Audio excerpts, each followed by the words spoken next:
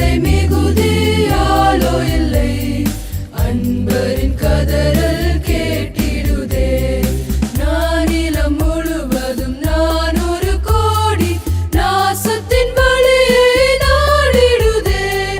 இயேசுவின் அன்பு என்னையும் நெருக்க எழும்பிடுவோம் நாம் வாலிபரே. அன்புக்குள்ளே ஆண்டவரும் இரட்சகருமாகிய கிறிஸ்து நாமத்தில் உங்களை வாழ்த்துகிறேன். இந்த நாளில் உங்களோடு நிற்பதில் ஆண்டவருக்கு நன்றி செலுத்துகிறேன். அவருடைய தூயானுடைய மகிமை நமக்கு வேணும். வருகிற மக்களுக்கு அற்புதங்கள் அடையாளங்கள் நடைபெறணும், ஒரு விடுதலை வேணும். ஜீசஸ் இந்த உலகத்திற்கு வந்து நோக்கம் அதுதான். கிறிஸ்தவத்துடைய விடுப்பு அதுதான். கிறிஸ்தவம் என்பது பிஷப் விட்டல் இருக்கார், அவருக்கு மேலே ஒரு 2000 பேர் போகணுங்கிறது இல்லை.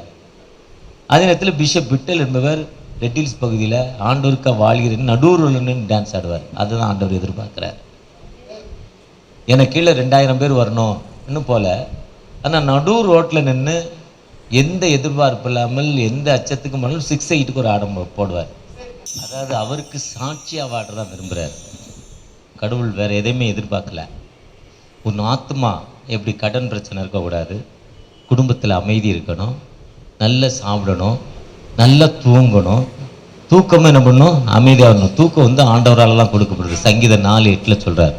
அது மனுஷனால் கொடுக்கப்படுறதில்ல. சங்கீதம் 77:7 சொல்கிறார். தூக்கம் நல்ல தூக்கம் வரணும். படுத்தவுடனே தூங்கணும். தூங்குறதுலையும் ரொம்ப நேரம் புரண்டு படுத்து தூங்கக்கூடாது. படுத்தவுடனே தூங்கிடணும். அதான் பிரியமான ஆத்மா, ஆண்டவருக்கு ஏற்ற ஆத்மா. வாழ்க்கையில் அமைதி. பழைய சோறு போதும், திருப்தியாக இருக்குது. பழைய சோறு பச்சை மிளகாவும் வெங்காயமும்.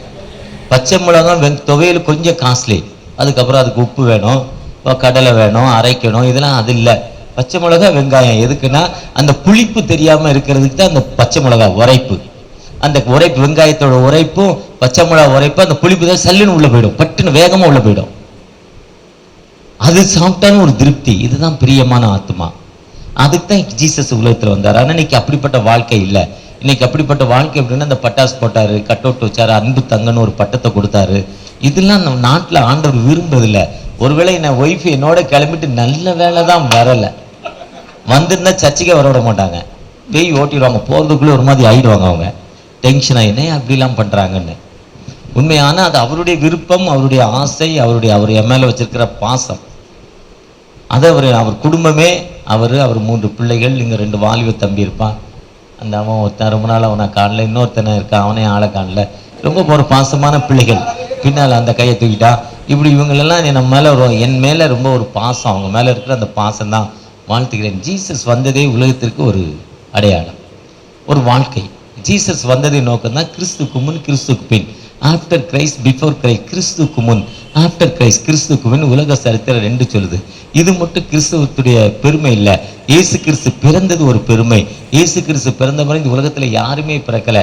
கல்யாணமாகாத ஒரு ஆணோடு உறவு கொள்ளாத ஒரு பெண் பரிசுத்தாவின் வல்லமை நிழல் பட்டு அந்த பெண் கர்ப்பவதியானால், அதே மாதிரி இந்த உலகத்தில் அதுக்கு முன்னாலே இருந்தாலும் அதுக்கு பின்னாலே 6700 ஆண்டுகளில் எந்த பெண்ணும் பரிசுத்தாவின் வல்லமையினால் கர்ப்பத்தை தரிக்கவில்லை. ஆணோடு உறவோடு தான் ஆண்டுடைய கிருபையினால் குழந்தை பெற்றிருக்கா. இயேசு கிறிஸ்து பிறந்தது ஒரு அதிசயம். இயேசு கிறிஸ்து வாழ்ந்தது ஒரு அதிசயம். இயேசு கிறிஸ்து வாழ்ந்தது 12 வயதில் பெற்றோர்களோடு கடந்து போற அவர் திடீர்னு காணல, அவரை தேடுறாங்க, எங்கெங்க இருக்கிறார்னா காணல. திரும்பி போய் பார்க்கிறாங்க, தேவாலயத்திலிருந்து பிரசங்கித்துக் கொண்டிருக்கிறார். எதுக்குன்னா இந்த உலகத்துல ஆண்டவரை அனுப்புறது ஒரு நோக்கம். அந்த அவருடைய வாழ்ந்த நோக்கங்கள் என்ன நோக்கத்தோடு அவர் அனுப்பினாதோ அந்த நோக்கத்தை நிறைவேற்றி கொண்டிருந்தார். தேவாலயத்திலிருந்து மக்களுக்கு போதனை செய்வது, அதனுடைய போதனை ஒரு அதிசயம். அந்த போதிப்பு தான் ஜீசஸ் காந்தியடிகள் சொல்றாரு. அந்த போதிப்பை கேட்டு இந்த உலகத்துல நான் உண்மையை தேடி திரிந்தேன், இந்த உண்மை எங்கேயுமே இல்லை, நான் வழிபடும் மதத்துல இல்லை, அநேக மதத்துடைய புத்தகங்களை படித்தேன், அந்த புத்தகத்துல எல்லாம் இல்லை. ஏன்னா நான் தேடும் உண்மை இந்த வேதாகமத்துல இருக்கு. ஒருவேளை இதை சொன்னவர் அதன்படி வாழ்ந்தாரானா அவர் அதன்படி வாழ்ந்தார். எளிமையான வாழ்வு, மத்தேயு 5, எளிமையான வாழ்வு, பரிசுத்தமான வாழ்வு, நீதியின் மேல் பசிதாகம் உள்ள வாழ்வு. நீதியின் மேல் பசி தாகம். யாரு எங்க பசி இருக்காங்க, நீதி எங்க செத்து போதோ அங்க போய் நீ நீதியை சொல்லும் ஆண்டவர். அப்படிப்பட்ட அவருடைய வாழ்க்கையில் அதிசயம், அவருடைய பேச்சில் அதிசயம். அடுத்தபடியாக அவர் மரித்ததில் ஒரு அதிசயம். எந்த மனிதனும் சிலுவையில போய் தொங்கி மரிக்கல. தவறுக்காக இவன் மேல் குற்றமற்றவன் என்று அந்த ராஜா பிலாத்து ஒரு குற்றமும் இவர் மேல். அப்படி மனைவி சொல்றாங்க, ஏய் நீதிமான சிலுவையில் அழிஞ்சு சாப பெற்றுக்கொள்ளாத, வந்துரு. உடனே சொல்லார், இவர் மேல் நான், இவனுடைய ரத்த பழி என் மேல் இல்லப்பா, நான் இவனை சிலுவையில் அறையல், நீங்களே உங்களை நீதி செய்துங்கள் விட்டு போயிட்டார். அப்படி மறைப்பு, அப்படி உயிர்ப்பு. எந்த மனுஷனும் லாசரு 4ஆம் நாள் உயிரோடு எழுந்தார். ஆனா இன்னைக்கு இருக்கிறாரா லாசரு? நாயினொரு விதவை மகனை உயிரோடு எழுப்பினார், இன்னைக்கு இருக்கிறாரா? எலியா ஒருத்தர் உயிரோடு எழுப்பினார் ஒரு பையனை, எலிசா ஒரு பையனை உயிரோடு எழுப்பினார், டாக்டர் ஜெய்சிங் ஒரு மனுஷனை உயிரோடு எழுப்பினார். எனக்கு தெரிஞ்சு இல்லை, டாக்டர் உயிரோடு எழுப்பினது. ஆனா யாருமே இல்லை, இயேசு மட்டும் 3ஆம் நாள் உயிர் தெழுந்தார். அதுவும் ஒரு அதிசயம். அடுத்த அதிசயம், அவர் வரப்போறார். இயேசு என்ன பண்ண போறாரு? வரப்போறார். ஜட்ஜ்மெண்ட். இல்லைன்னா நாம மரித்த பிறகு அவரோடு போய் சேர்ந்துருவோம். அது ஒரு அதிசயம். 7 விதமான அதிசயங்கள் இயேசு இந்த உலகத்துல வந்தார். இதை சொல்வதற்கு தான் இயேசு ஒரு சர்ச்சை ஆரம்பிச்சாரா? இயேசு உன்னை கண்ட ஊழியத்தின் ஃபவுண்டர் அண்ட் பிரசிடென்ட் யாரு? இவர் ஆண்டு போட முடியுமா? ஏன் அவரு? இப்ப எனக்கு குருநாதர் ஒருத்தர் வந்திருக்காரு, மேத்தீஸ், தலைமை போதகர் ஆயிட்டாரு. இப்ப இன்னொரு சர்ச்சை ஆரம்பிக்க போறாரு. அதுல போய் நான் நிக்க முடியுமா? கூப்பிட முடியாது. அவர் தான் ஃபவுண்டர் அண்ட் பிரசிடென்ட். ஃபவுண்டர் இதுல யாருமே இல்லை. ஆனா இயேசு எங்கேயாவது ஒரு சர்ச்சை ஆரம்பிச்சு ஃபவுண்டர் பிரசிடென்ட் போட்டாரா? போடல. எங்கேயாவது போட்டிருக்காரா இயேசு? அவர் கூட இந்த தோமா கூட வந்து ஒரு சர்ச்சை கட்டியிருக்காரு, நாகர்கோயில்ல இருக்கு, கன்னியாகுமரி மாவட்டத்தில் இருக்கு. நீங்க பார்த்திருக்கீங்களா? ஒரு சர்ச்சு, கல்கோயில். எவ்வளவு வருஷம் ஆச்சு? 2023 ஆண்டுகள். கிட்டத்தட்ட கிபி 52 வர்றார். வெறும் 52, 72 மறிக்கிறார். 20 ஆண்டுகள். அப்ப கிபி ஒரு 60க்குள்ள அந்த சர்ச்சு கட்டியிருக்கிறார். நான் போய் பார்க்கணும் இந்த மாசத்துல எப்படியாது. அவர் கூட ஒரு சர்ச்சை ஆரம்பிச்சிட்டாரு. ஆனா இயேசு என்ன பண்ணல? சர்ச்சு இந்த உலகத்துல நாம தான் ஒரு சர்ச்சை ஆரம்பிச்சோம். ஆதி கிறிஸ்துவ ஒன்னா சேர்ந்தான். இயேசு நல்லவருப்பா, இயேசு உன்னை பார்க்கிறாருப்பா, இயேசு உன்னை காண்கிறாருப்பா, இயேசு இப்படி பல பேரை வச்சுக்கிட்டு ஒரு சர்ச்சு இப்போ எங்களோட வந்திருக்கிறாரு. ஆதார் கார்டு அவர் மைக்கேல், ஒரு சர்ச்சு மைக்கேல். எப்பா என்ன அருமையான பேர்! சர்ச்சில், இங்கிலாந்துடைய பிரதமர் பேரு சர்ச்சில் வின்சென்ட். அவர் வீட்டுக்கே பிரதமரா இல்லை, இன்னைக்கு முடிஞ்சு போச்சு ஆட்டம். பாருங்க எத்தனை பேர் சர்ச்சுக்கு வராங்க ஐயா? உங்க சர்ச்சுக்கு எத்தனை பேர் வராங்க? உண்மை ஆரம்பம். இப்போ இந்த சர்ச்செல்லாம் ஆரம்பிக்கிறது எல்லாருமே ஊரே மாத்திர வேலைங்கிறாரு இயேசு. என்னையும் சேர்த்தான்னு சொல்றாரு, உங்களையும் இல்லை. ஏன்னா இயேசு சர்ச்சை ஆரம்பிக்கல. எதுக்கு ஆரம்பிச்சேன்னா இயேசுடைய கொள்கையை மக்களுக்கு சொல்வதற்காக. அவர் ஆரம்பிச்ச நோக்கம் என்ன? இயேசுடைய போதனைகளை மக்களுக்கு சொல்வதற்காக, மக்களை நல்வழிப்படுத்துவதற்காக. 102 ஓட்ட போட்டு ஏண்டா நடக்கிற? சோறு சாப்பிடாம ஏண்டா நடக்கிற? லாரியை ஏன் கெட்டி இழுக்கிற? வேணாம், நீ இயேசுவை நோக்கிப்பார். அழகா ஒருத்தர் சொல்றார், பல்ல செக் பண்ணோம்னா டாக்டர் வந்து கண்ணாடி போட்டு பார்ப்பாங்களாம். எந்த பல்லு சொத்தை, எவ்வளவு தூரம் சொத்தை, அதை என்ன பண்ணணும். அந்த கண்ணாடி அந்த பல்ல என்ன பண்ணாது? சரி பண்ணாது. இப்ப கரண்ட் திடீர்னு ஆஃப் ஆனா குடுகுடுன்னு ஓடுவார். செல்ல இருக்க டார்ச் லைட் ஆன் பண்ணுவார். எங்க ஃபீஸ் போயிருக்குன்னு பார்த்து அந்த லைட் ஆன் பண்ணி ஃபீஸ் எங்க போயிருக்குன்னு பார்ப்பார். ஃபீஸ் போட முடியாது. கட்டடம் கட்டுறவன் இந்த தூணு நேரையா இருக்கான்னு அந்த கல்லை வச்சு பார்ப்பாங்களாம். அந்த கல்லுக்கு பேர், இங்க ஒரு மட்டப்பலகை இப்படி வச்சிருவாங்க, சதுரமா ஒரு ஸ்கொயர் கல், தூக்கு நூல் கீழே கும்பம் அந்த பம்பர மாதிரி ஒன்று வரும், அது ஸ்ட்ரெயிட்டா விழணும். இல்லை கோணையா இருக்குன்னு அர்த்தம். ஆனா அதை சரி பண்ண முடியாது. அதை வச்சு அதெல்லாம் போதனை என்பது நமக்கு சொல்லிக் கொடுக்கப்படுகிறது. நம்மை சரி பண்ணி கொள்வது ஜீசஸ். என் வியாதியிலிருந்து விடுதலை கொடுப்பது. இனி பாவம் செய்யாதே, நீ போய் சுகமாயிரு. இயேசுடைய தன்மையை, குவாலிட்டி அதுதான். ஆனா இன்னைக்கு அப்படி ஆரம்பிக்க திருச்சபை இந்த சட்டங்களை காப்பாற்றுவதற்காக சண்டை ஆரம்பிச்சது. இன்னைக்கு இயேசு திருச்சபையில இல்லைங்கிறாங்க. இயேசு எங்க இல்ல? சண்டை எப்ப ஆரம்பிச்சதோ சொந்த சகோதரத்தை பெருமை பாராட்டாதான் காணாத தேவனிடத்தில் இப்படி பெருமை பாராட்ட முடியும். நீ ஏமாற்ற போடான்ட்டாரு. இன்னைக்கு திருச்சபைகள் எல்லாம் இப்படி மாறிக்கொண்டிருக்கு. அதுதான் ஸ்தேவான் சொன்னார். என்ன சொன்னாரு? கைகளினால் செய்யப்பட்ட ஆலயத்தில் இல்ல, அவர் இல்ல. அவர் வானத்தை மேம்படுத்த சர்மயுள்ள தேவன். அவர் கையினால் செய்யப்பட்ட ஆலயத்துல இல்ல. வெளிப்படுத்தல் 21, 22 இப்ப இங்க வந்த பிறகு வாசித்தேன்.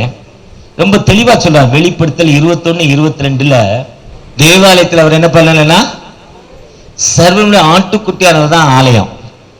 அவர் சொல்றார் நீங்களே அந்த ஆலயம் என்று. பவுலடிகள் 1 கொரிந்தியர் 3:17 சொல்றாரு. இந்த கடைசி நிமிஷத்துல சொல்றார் இயேசு கிறிஸ்து எப்படி சிலுவையில மன்னித்தாரோ அதே மாதிரி ஸ்தேவான் கடைசி நிமிஷத்துல சொல்றாரு, சிலுவையில சொல்றார் கையினால் செய்யப்பட்ட ஆலயத்தில் தேவன் இல்ல. அவர் இல்லப்பா, அவர் இங்க இல்ல, நீங்க நல்லவன் இல்ல.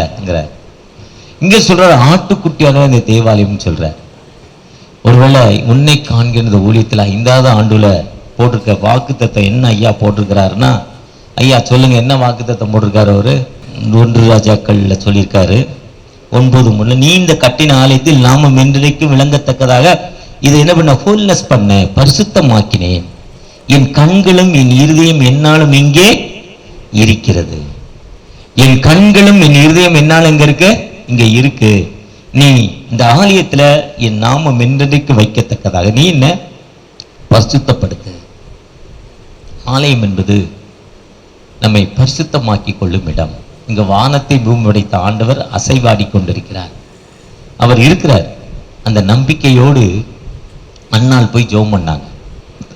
அப்பா என்னோடு இருக்க அந்த பெண்ணுக்கு குழந்தை இருக்குப்பா, எனக்கு குழந்தை இல்லை, ஒரே கணவர் தான்ப்பா, என் கற்பம் அடைக்கப்பட்டிருக்கு, எனக்கு விடுதலை தாங்கன்னு அந்த அம்மா ஜெபம் பண்ணாங்க. ஆண்டவர் ஜெபத்தை கேட்டார். ஏற்ற உற்பத்தி காலத்தில் அந்த ஆலயத்தில் போய் அவர் சொன்ன பிறகு அந்த அம்மா கவலை இல்லை, அந்த அம்மா ஷேடவா இருந்ததே இல்லை, துக்கமா இருந்ததே இல்லை, சந்தோஷமா இருந்தாங்க. அந்த ஆலயத்துல ஒரு 18 வருடங்கள் முடமாய் இருந்த ஒரு மண் இயேசுவை நோக்கி பார்க்கிறாங்க. ஏதாவது அற்புதம் கிடைக்காதான்னு கடவுள் ஆண்டவர் பார்க்கிறாரு. எழுந்துரு, நீ வேதனை நீங்கி சுகமாயிரு. இது பேதுருவடிகளும் யோவான் அடிகளாரும் ஆலயத்துக்குள்ள கடந்து போறாங்க. கிட்டத்தட்ட 40 வயது, பிறந்து 40 வயதுன்னு சொல்றாங்க. அப்போஸ்தலர் 4:22 சொல்றார் 40 வயது. அந்த 40 வயது மைக்கு தடக்கல சப்பானி. அவங்ககிட்ட ஏதாவது செலவுக்கு இன்னைக்கு ராத்திரி புரோட்டா சாப்பிட துட்டு கிடைக்குமா? இல்லைங்க தேவர் ரோட்டில் ஒரு ஹோட்டல் இருக்கு, தோசை சாப்பிட துட்டு கிடைக்குமா? ஏதாவது அவங்ககிட்ட இருக்குமா? ஒரு சட்டை கிடைக்குமா? ஏக்கத்தோடு பார்க்குறான். அங்கே 2 பேர் மத்தியாஸ் ஐயாவும் பிஷப் விட்டல் ஐயாவும் போய்கிட்டு இருக்காங்க. முகத்தை பார்க்குறாரு. அவங்க 2 பேரும் கையை பிடிச்சி எங்கிட்ட உள்ள நேம் ஆஃப் ஜீசஸ், இயேசுவின் நாமத்தினால் கெட் அப் அண்ட் வாக், எழுந்து நடனாங்க. இதுதான் தேவாலயம். இந்த தேவாலயம் இன்னைக்கு அநேக அற்புதங்கள் அடையாளங்கள் நடைபெற்று கொண்டிருக்கு. பாஸ்டர் சாம் சுந்தரத்தை பத்தி பெரம்பூர்ல ஒரு மீட்டிங் கிட்டத்தட்ட ஒரு 10-12 வருஷத்துக்கு முன்னால போயிருந்தேன். அந்த கேன்சர் நீங்கிற மனிதர் சாட்சி சொன்னார். ஒரு கட்டி வந்துச்சு, டாக்டர்கிட்ட போனாரு, கட்டி சரியாகல, கடைசியா செக் பண்ணாங்க, கேன்சர்னு சொன்னாங்க. கேன்சர்னு சொன்னா அவருக்கு அப்படியே டெவலப் ஆகி மரண படுக்கைக்கு வந்துட்டாரு. அவரும் அவர் துணைவியாரும் சர்ச்சுக்கு ஏசிய திருச்சபைக்கு போவாங்களாம். ஒரு நாள் இவர் எப்பவுமே திட்டுவாரா, ஆலயத்துக்கு போறீங்களேன்னு திட்டுவாரா. மரணப்படுக்கை, வேதனை, கண்ணீரான வாழ்வு.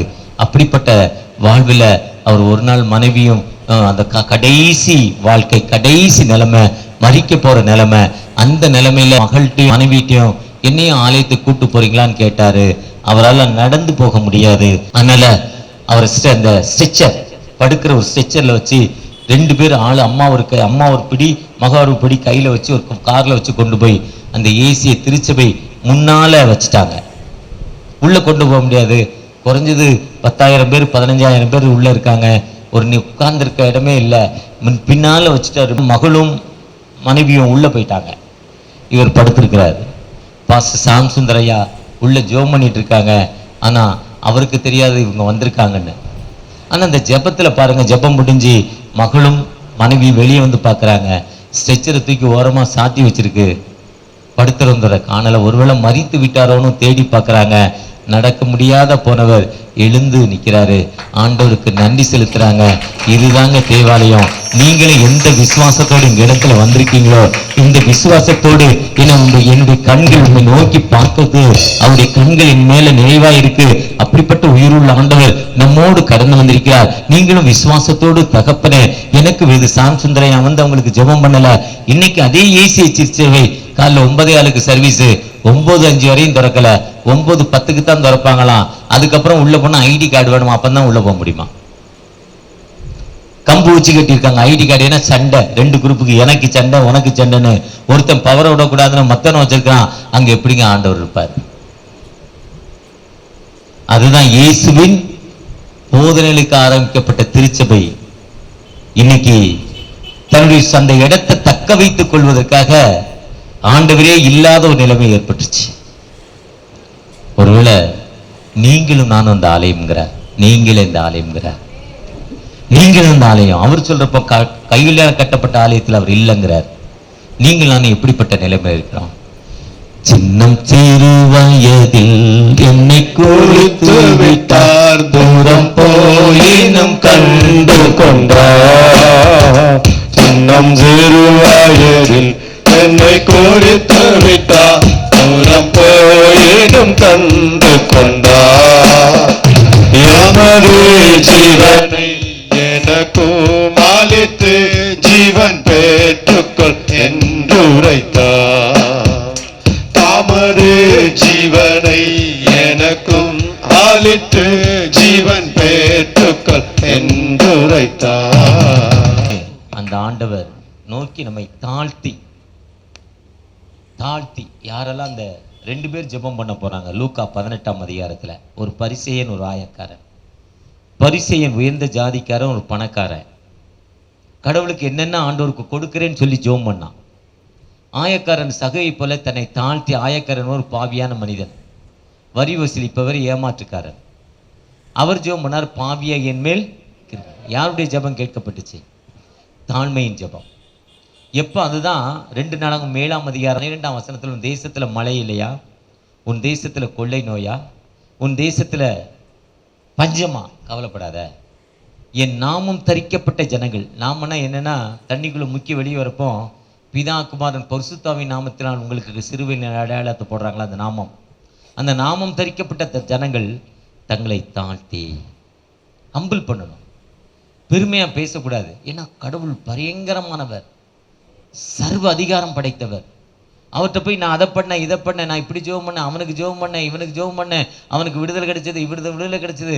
நம்ம எந்த காலத்திலும் எந்த நேரத்திலும் உயர்த்தவே கூடாது. அழகா ஒரு பிஷப் சொன்னார், எனக்கு ஃப்ரெண்டு மத்தியாசையாக்கு ஃப்ரெண்டு, சர்ச்சுக்கு வரும்னா செருப்பை ஊத்துட்டு உள்ள வர, நான் நிற்கிற இடம் பரிசுத்தொன்னு, ஆனால் பெருமையை அவுக்காம உள்ள வந்துடுறாங்கிறார். நீ செருப்பை கூட அவுக்க வேண்டாம், நீ என்ன பண்ணணும்? பெருமையை அவுத்துட்டு வந்துடணும், உன்னுடைய அகங்காரத்தை அவுத்துட்டு வந்துடணும், நான் யாருன்னு நினைக்கிறத விட்டுட்டணும். அப்பதான் ஆண்டவர் அங்கே இருக்கிறாருங்கிறார். தேவாலயத்துக்குள்ள செருப்பு அவருங்கன்னு சொல்றாரு. அவர் சொல்றாரு, அதல்ல, உன் பெருமையை உள்ளிட்டுட்டு வா, உனக்கு கொலப்பெருமை, சார்பட்டா பரம்பரை. இந்த சார்பட்டா பரம்பரைக்கும் எட்டியப்ப அவங்க ஏரியாவில் அந்த போஸ்ட் ஒட்டிக்கிட்டே இருப்பாங்க காசிமெல்ல. அதனால தெளிவாக சொல்றாரு, 8 ரவுண்டு குத்து சண்டை. இந்த நாய்க்கரு நாடாரு, நான் இந்த ஜாதி. அதுதான் அமைதி ஒரு படத்தில் சத்யராஜ் மூலம் ஏதோ எழுதுன்னு சொல்கிறார். அவர் ஒரு கதை அழகாக சொல்லுவார், எனக்கு மறக்க முடியாது. ரொம்ப சூப்பர் கதை. ஒரு பிராமண சகோதரரை ஒரு தேவர் சகோதரர் தூக்கிட்டு வருவார். தூக்கிட்டு வரப்போ அந்த பிராமணனுடைய அப்பா அம்மா இறந்துடுறாங்க. அவனை பார்க்கறதுக்கு ஆள் இல்லை. தேவர் வீட்டில் வந்து தங்குறான். அங்கே ஆடு மாடுலாம் இருக்குது. ஐயோ, மாம்சம் திங்கிற வீட்டில் இருக்குன்னு இவனை சுத்தமாக அந்த பிராமண சகோதரர்கள் வெறுக்கிறாங்க. ஆனால் இவன் ஒரு அம்மா அப்பா இறந்து இல்லாத பிள்ளைன்னு தலையில் தூக்கிட்டு வர்றாங்க. தலையில் தூக்கிட்டு வர்றப்போ வேதம் புரியுது. தேவையான கதை, சினிமா கதையில் தேவையான கதை. இவர் பார்க்குறா, சினிமா கதையை சொல்ல வந்திருக்கடான்னு. இது சினிமா கதையில் புரிஞ்சுக்கிறதுக்கு, அறிவை வளர்த்துக்கிறதுக்கு. அப்படி வர்றப்போ அந்த பையன் பிராமண சகோதரன், ஐயா நீங்கள் இவ்வளோ வயசு ஆகிட்டு, 62 வயசாயிருக்கு, கம்பராமாயணம் படிச்சிங்களா? ஏதாவது புத்தகம் படிச்சிருக்கீங்களா, பள்ளிக்கூடத்துக்கு போயிருக்கீங்களா கேட்குறான். அவர் இல்லைப்பா போகலன்னு ஒரு கதையை சொல்கிறாரு. தூக்கிட்டு வர்றவர் இப்போ ஒரு கதையை சொல்கிறார். ஒரு பரிசல்னா போட்டு, ஒக்கனைக்கல் ஆற்றுல போனால் பரிசல் போகும், போட்டு ரவுண்டாக இருக்கும். அந்த பரிசலில் ஒரு பிராமண சகோதரரும் பரிசல் ஓட்டுறவரும் போய்கிட்டு இருக்காங்க. நல்லா பாட்டு பாடுற ஆண்ட்ருவும் பாட தெரியாத மொட்டை நாக்கும் 2 பேரும் போய்கிட்டு இருக்கிறோம். இப்படி போய்கிட்டு இருக்கப்போ ஆண்ட்ரு கேட்குறாரு, அண்ணே அடமையா ஏசுதாஸ் பாடினார், உங்களுக்கு பாட தெரியுமா, இது தெரியுமா அது தெரியுமான்னு கேட்குறாரு. எனக்கு ஒன்றுமே தெரியலங்கிறான். முதல்ல என்ன 25 வருஷம் வாழ்க்கையை வீணடிச்சிட்டிங்களேன்னு இப்படி திரும்ப திரும்ப சொல்கிறார். 3 கேட்டார், மகாபாரதம், கம்பராமாயணம், இன்னொன்று பகவத்கீதை படித்த வாழ்க்கையே வீணா போச்சையான்னு அந்த பிராமண சகோதரர் சொல்கிறார். இந்த பரிசல் ஓட்டுறவர் சொல்கிறாரு, ஐயா என்னைக்காவது நான் பள்ளிக்கூடத்து பக்கமே ஒதுங்கினது இல்லையா, இப்போ உங்களுக்கு நீச்சல் தெரியுமான்னு கேட்குறார். பிராமண சகோதரர், நான் எங்கான்னு தம்பிடா நீச்சல் படித்தேன், இப்போ வாழ்க்கையே போதையான்ட்டார். ஏன்னா பரிசல் ஓட்டையாகி தண்ணிக்குள்ளே போய்கிட்டு இருக்கு பரிசல். இப்போ நீ படித்த வேதம் என்ன பண்ணலை, வாழ்க்கையே இப்போ உனக்கு வீணா போச்சேங்கிறார். செத்து போறமே 2 பேருமே, நான் நீச்சல் அடித்து வெளியே போயிடுவேன், நீ வாழ்க்கையே வீணா போச்சு. அப்பன்னா அவர் சொல்கிறப்போ இவர் சொல்கிறார், இந்த பெரியவர் இறங்கணும்னு அந்த பையன் கேட்குறான், ஐயா உங்கள் பேர் என்னன்னு கேட்குறான். அவருக்கு வயசு 62, இந்த பையனுக்கு வயசு 14. உங்கள் பேர் என்னன்னு கேட்குறான். அவர் என்னடா என் பேரை கேட்குற, சொல்லியா, பேரோடு ஜாதியை சேர்த்து சொல்கிறான். இவ்வளோ தூரம் பேசுறிய, அந்த பேருக்கு பின்னால ஜாதியை எடுத்து விடுறியா நீ, அது ஒரு பெருமை உனக்கு இருக்கலாங்கிறான். பொதுவா வேதத்தில் யார் பெருமையை தூக்கி ஓரமாக வச்சுட்டு தன்னை தாழ்த்தி ஒப்பு கொடுக்குறோமோ, மத்தேயு 21 கானானிய பெண் ஜெபம் பண்ணுறாங்க, தாவீது குமாரனே என் மகள் கொடிய வேதனை சாக போறா. அவர் சொல்ல, கானானியன் யூத மக்களுக்கு அருவருப்பானவர்கள். உபாகம் 7ஆம் அதிகாரம் 7ஆம் வசனத்தில் சொல்லியிருக்கு. அந்த 7 போய் தான் எனக்கு மறக்காம இருக்கு. அருவருப்பானவர்கள் நான் கொடுக்க மாட்டேன், செய்ய மாட்டேன், என் மக்கள் ரட்சிக்கும்படி, என் மக்களுக்குடைய விடுதலைக்காக, இஸ்ரவேலை ரட்சிப்புக்காக நான் அனுப்பினேன் வந்தேன்னு சொல்ற. இல்லை இல்லை, நீங்க வேண்டான்னு ஃப்ரிட்ஜில் வைக்கிறீங்களே, மிச்சத்தை தூர போடுறீங்களே, அதை எனக்கு கொஞ்சம் தாங்கப்பா. வேண்டான்னு அந்த பிரெட்டு சாண்ட்விச் செய்யும் முன்ன சைடில் வெட்டுவாங்க, அதெல்லாம் வேண்டாத பீஸ். இந்த உருளைக்கிழங்கு உரிப்பாங்க, அதெல்லாம் வேண்டாத பீஸ். கேரட்டை சீவாங்க, அதெல்லாம் வேண்டாத பீஸ். இன்னைக்கு சூப்பர் மாம்பழத்தை என்னுடைய ஒரு மகா தோலை சீவிட்டு கொடுத்தா வேண்டாத பீஸ்.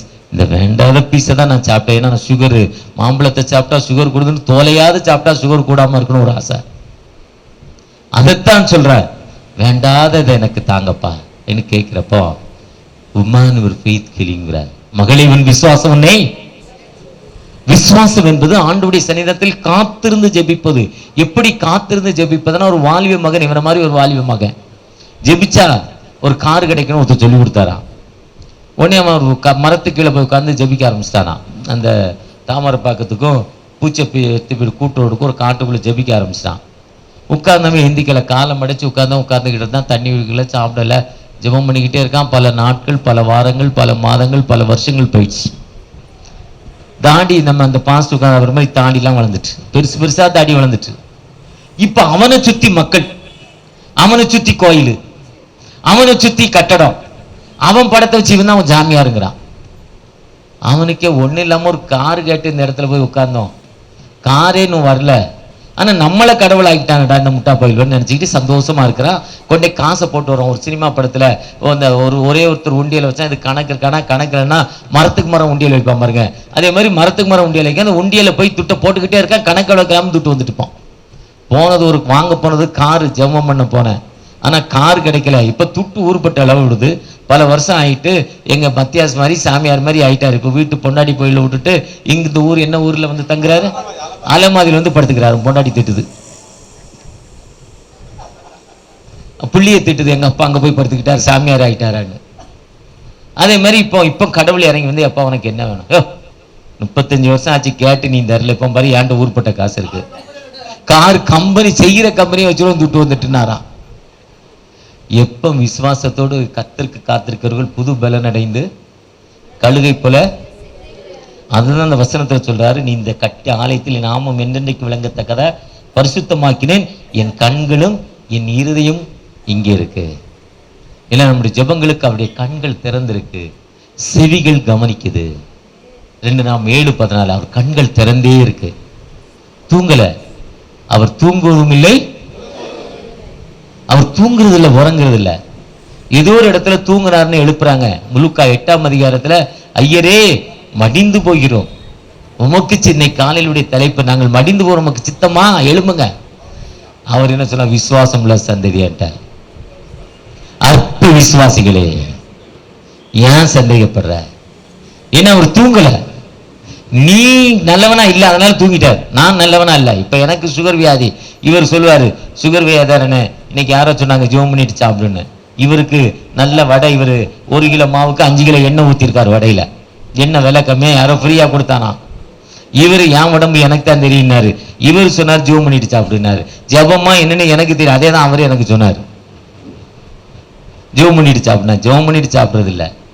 நம்ம ஆண்டுடைய சன்னிதானத்துல நம்மை தாழ்த்தி ஒப்பு கொடுக்குறப்போ, ஒன்றுமே இல்லைன்னு எந்த மனிதன் ஒப்பு கொடுக்குறானோ, வேதத்துல ஒன்றுமே இல்லப்பா, நான் ஒண்ணுமே இல்லை, தன்னை தாழ்த்தி ஆண்டவரை முன்னிலைப்படுத்தி.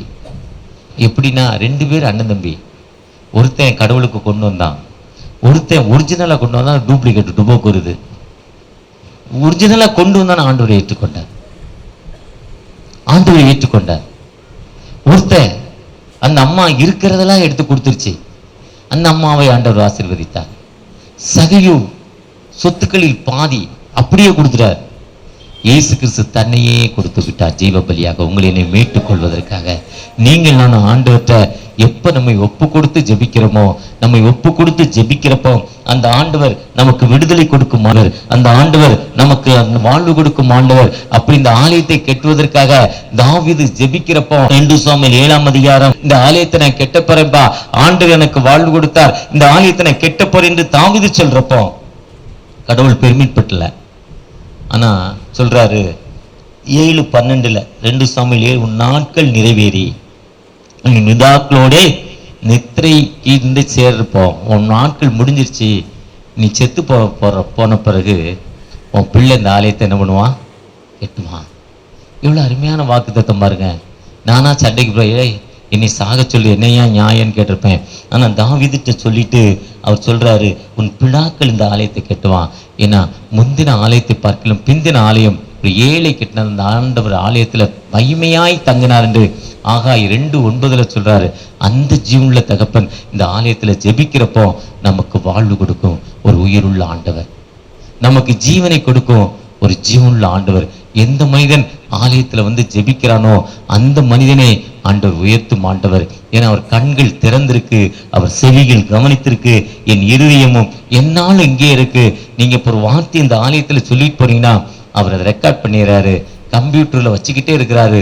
நேரங்கள் காலங்கள் வர்றப்போ அதை உங்களுக்கு வாய்க்க செய்யும் உயிருள்ள ஆண்டவர். அந்த ஆண்டவரை நோக்கி பார்க்கிறப்போ நிச்சயமாகவே விடுதலை, நிச்சயமாகவே ஒரு வாழ்வு கொடுக்கும் ஒரு ஜீவனுள்ள ஆண்டவர் நம்மோடு கடந்து வந்திருக்கிறார். விசுவாசத்துடைய ஜெபம். ஒரு சகோதரி ஒரு ஞாயிற்றுக்கிழமை ஆலயத்தில் போய் ஜெபம் பண்ணாங்க. மகளுக்கு ஸ்டோன், டாக்டர் சொல்லிட்டார் பெரிய ஸ்டோன் 12 mm ஆப்ரேஷன் பண்ணி தான் எடுக்கணும். அடுத்த வாரத்தில் கவர்மெண்ட் எக்ஸாம் 10th போக முடியாது. ஆனால் அந்த அம்மா விசுவாசத்தோடு ஆலயத்தில் ஜெபம் பண்ணாங்களாம். ஜெபம் பண்ணிட்டு அடுத்த நாள் ஆப்ரேஷன்லாம் ஃபிக்ஸ் பண்ணி ஆப்ரேஷன் தியேட்டரில் போய் திரும்ப ஸ்கேன் பண்ணுறப்போ, தியேட்டர்லேருந்து ஸ்கேன் பண்ணுறப்போ அந்த ஸ்டோனே அந்த உடம்புல இல்லையா, ஆப்ரேஷன் கேன்சல் ஆகிட்டான். ஏன்னா அந்த சகோதரிய ஜெபம் விடுதலை கொடுத்துச்சு, மகளுக்காக ஜெபித்தாங்க. நீங்களும் என்ன வேதனையோடு என்ன காரியங்களும் வேதனை நீங்கி சுகமாயிரு, வேதனை நீங்கி சுகமாயிருக்க. அவருடைய கண்களும் இருதயம் இங்கே இருக்கிறது என அவர் பரிசுத்தப்படுத்தியிருக்கிறார். என்னுடைய பாவங்களிலிருந்து, என்னுடைய அக்கிரமங்களிலிருந்து, என்னுடைய அநியாயங்களிலிருந்து எனக்கு விடுதலை கொடுத்த ஜீவனுள்ள ஆண்டவர் இங்கு பரிசுத்தப்படுத்தியிருக்கிறார். அந்த ஆண்டவர் நமக்கு வாழ்வு கொடுப்பதற்கு ஆயத்தம் உள்ள தகப்பனாயிருக்கிறார். ஒரு விசை கூட தகப்பனே எங்களோடு கடந்து வாங்க, உம்முடைய கிருபையை தாங்க தகப்பனே, உம்முடைய இரக்கத்தை தாங்க தகப்பனே, உம்முடைய வழிநடத்தலை தாங்க தகப்பனே, எனக்கு ஒரு புதிய வாழ்வை தாங்க தகப்பனே என்று அவரை நோக்கி பார்ப்போமா? பார்க்கிறப்போ நிச்சயமாகவே ஒரு விடுதலை உண்டு, நிச்சயமாகவே முடிவுண்டு. கர்த்தருடைய ஆவி எங்கேயோ அங்க விடுதலை இருக்கு. அந்த கர்த்தருடைய ஆவி இங்க அசைவாடி கொண்டிருக்கு, நம்மோடு இடைப்பட்டு கொண்டிருக்கிறார். நமக்கு விடுதலை தரும் ஒரு ஜீவனுள்ள ஆண்டவர் நம்மோடு கடந்து வந்திருக்கிறார். ஒரு விசை கூட தகப்பனே இறங்குங்கப்பா, எங்களை ஆசீர்வதிங்க, உங்களுடைய கிருபை எங்களுக்கு தாங்க தகப்பன் நோக்கி பார்ப்போமா. கர்த்தாவே தேவர்களே உமக்கொப்பானவன் யார்? வானத்திலும் பூமியிலும் உமக்கொப்பானவர் யார்? கர்த்தாவே தேவர்களே உமக்கொப்பானவர் யார்? ஆமென். வானத்திலும் பூமியிலும் உமக்கொப்பானவர் யார்? உமக்கொப்பானவர் யார்? உமக்கொப்பானவர் யார்? வானத்திலும் பூமியிலும் உமக்கொப்பானவர் யார்? இந்த வானத்திலும் பூமியிலும் உமக்கொப்பானவர் யார்? உம்மை நோக்கி பார்க்கிறப்பா, 5வது ஆண்டு விழாவில் வந்திருக்கிற உன்னை காண்கின்ற ஊழியத்தின் சார்பாக, திருச்சபையின் சார்பாக, இந்த திருச்சபையின் பிள்ளைகள் தகப்பறேன், இந்த திருச்சபையுடைய போதவருடைய நண்பர்கள், உறவின் மக்கள் ஒவ்வொருவரும் வந்திருக்காங்கப்பா. அநேகம் ஊழியர்கள் வந்திருக்கிறோம் தகப்பனே. ஒவ்வொருவருக்கும் ஒரு பிரச்சனை, வேதனைகள், கண்ணீரான வாழ்வு உண்டு தகப்பனே. ஒரு விதமான அலர்ஜி உடம்புல இருக்குப்பா. அந்த அலர்ஜியிலேருந்து எனக்கு விடுதலை கிடைக்குமா? இதோ இந்த வெயில் காலம் போய் மழை காலம் வருதுப்பா, அந்த அலர்ஜி எனக்கு விடுதலை கிடைக்குமா? ஏக்கத்தோடு ஜெபிக்கிறோம் அன்பு சகோதரிக்காக தகப்பனே. ஒரு விதமான மன உளைச்சல்ப்பா, இரவுல தூக்கம் இல்லை, தூக்கம் எனக்கு கிடைக்குமா? ஏக்கத்தோடு ஒரு சகோதரி தகப்பனே. பின்னால ஒரு கட்டி தகப்பனே, கை வைக்க இடம் முடியல, முடியாத இடம் தகப்பனே. மீண்டும் அந்த கட்டி என்னை தொல்லப்படுது, என்னால் படுக்க முடியலப்பா. எவ்வளோ கஷ்டம், எவ்வளோ வேதனை, பல வருடங்களாக அந்த கட்டி எனக்கு தொல்லை இருக்குப்பா. எனக்கு விடுதலை கிடைக்குமா? அந்த இடத்துல கைகளை வைத்து சிலுவை அடையாளத்தை போடுகிற அந்த அன்பு மகளுக்கு தகப்பனே, மனமிறங்கப்பா, மனமிறங்க தகப்பனே. ஒரு விதமான உடம்புல எரிச்சல் தகப்பனே, ஒரு விதமான எரிச்சல் இடத்துல தேங்காய் தேய்ச்சா சில நிமிடங்கள் மட்டும் இருக்குப்பா. அந்த எரிச்சலிருந்து எனக்கு விடுதலை கிடைக்குமா? ஏக்கத்தோடு ஜெபிக்கிற அந்த அன்பு மகளுக்காக தகப்பனே, நீர் எங்களை பார்த்து கொண்டிருக்கீங்க, எங்களுக்கு விடுதலை கொடுத்து கொண்டிருக்கீங்க. நான் வாங்கினதோ வெறும் 10,000 ரூபாய் கடன், இன்னைக்கு 1 லட்சம் கடனா மாறி இருக்கு. வாழ்க்கையே என்னுடைய வருமானமே வட்டிப்பா. விடுதலை இல்லை. ஏக்கத்தோடு ஜெபிக்கிற அந்த அன்பு மகளுக்கு மனமிறங்கப்பா. உம்முடைய பிரச்சனை இறங்கட்டும் தகப்பனே, உம்முடைய விடுதலையின் கரம் இறங்கட்டும் தகப்பனே, உம்முடைய வழிநடத்தில் இறங்கட்டும் தகப்பனே. ஒவ்வொருவரையும் ஆசீர்வதிங்கப்பா. என்ன நோக்கத்தோடு அழைத்துட்டு வந்தீங்க, நோக்கத்தை நிறைவேற்றுங்க. உம்முடைய ஊழியத்தை செய்யும் அன்பு தாசர்களுக்காக தகப்பனே, அநேக ஊழியர்கள் வந்திருக்காங்க, ஒவ்வொருவரையும் ஆசீர்வதிங்க. உங்களுடைய திருச்சபை ஆசீர்வதிங்க. ஒவ்வொருவரும் உங்களுடைய பிரச்சனை இருக்கட்டும். இதோ இந்த இயேசுதாஸ்க்கு இப்படிப்பட்ட திருச்சபை, இப்படிப்பட்ட வாழ்வை கொடுத்திருக்கீங்க, எங்களுக்கும் தாங்க தகப்பனே. உண்மையாய் உம்மை நோக்கி ஜெபிக்கிற அன்பு பிள்ளைகள் மத்தியில உம்முடைய வல்லமை இறங்கட்டும், உம்முடைய அபிஷேகம் இறங்கட்டும், வழி நடத்தட்டும் தகப்பனே. ஒரு விசை கூட ஆசீர்வதிங்க. அறுவடை